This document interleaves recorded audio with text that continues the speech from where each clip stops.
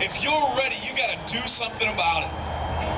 You got to do something about it. I was 13 years old. I was in 8th grade. I was possibly I felt like I was the least popular human being on the face of the planet. Also, and I know for a fact that this is true, that I was also the nerdiest. School was just awful for me. School just did not work. And I was good, but I wasn't good at everything, and I wasn't the best, and so I just felt so awkward and left out. And my life wasn't perfect, and when I was 13 years old, the Christmas, December 3rd, my father was killed in a car accident. And at that point, like, my life was bad to begin with. Come on, God, what are you doing? Do you have any idea what's going on inside of me?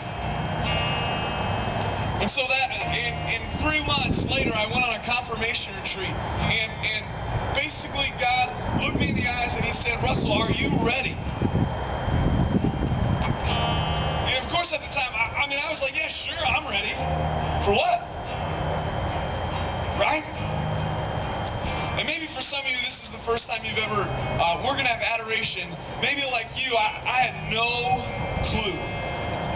The best effort that I had was to sit beside the person and just talk to them while, you know, Jesus is up there, and I'm like, great, that little round thing everybody's pointing towards, praying towards. That's cool. That's cool for you, but, you know, that's not me. Like, I'm not really interested.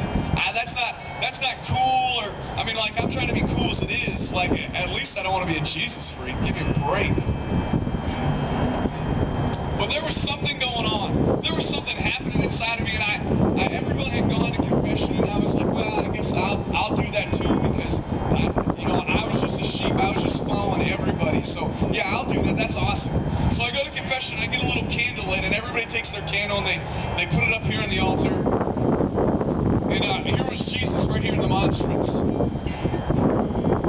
And I didn't care, seriously, like, I could care less. I went to Mass every Sunday, and I was like, yeah, this is great and everything, and I love how God makes me feel, but you know what, God, I don't really know that you're there, because I don't feel any different. My life isn't different, God. I'm just the same old, same old, same old. And if you were real, if you were really going to do something, then you would have did it. So I went and I knelt before the Lord, and the honest truth is, it went something like this, and I just said, God, up to this point, my life sucks.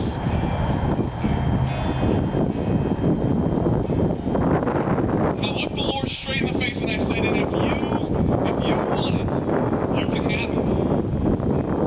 If you want my life, you can have it. Because I got nothing better. I tried fixing things. I tried making myself feel better. And it just was not happening. And that was the moment. There was no earthquake. Suddenly, like, I didn't hear this loud voice. Russell, I'd like to speak with you about your future. You know, that didn't happen. In fact, you know what I did? I just went back, sat down, and started talking to the same person I was talking to. That was a moment where I gave God permission to mess with my life. You know, and it's easy to be Catholic. Most of you have probably been born Catholic. But tonight what we want you to do is we want you to take it a step further, because it's easy to say, God, why won't you do something about my life? Why don't you do something about it? Are you ready to do something about it? Are you ready? Because God is going to come walking down this aisle, and what are you going to do? Are you going to let Him pass you by? I know a woman who was bleeding from the inside. Bleeding from the inside. She'd spent her entire wealth on doctors and physicians and surgeries and all this other stuff. And she said, if I could just touch Him,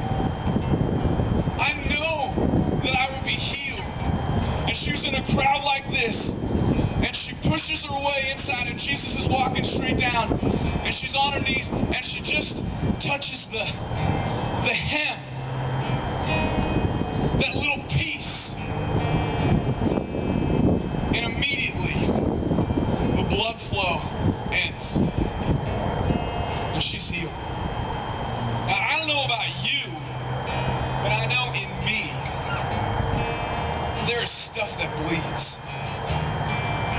You know, maybe it's a relationship, maybe it's your parents. For me, it was my friends and the way that I saw myself. So if you're out thinking there that you're no good, man, I feel you. I totally understand. And let me tell you something, that there is a God who is passionate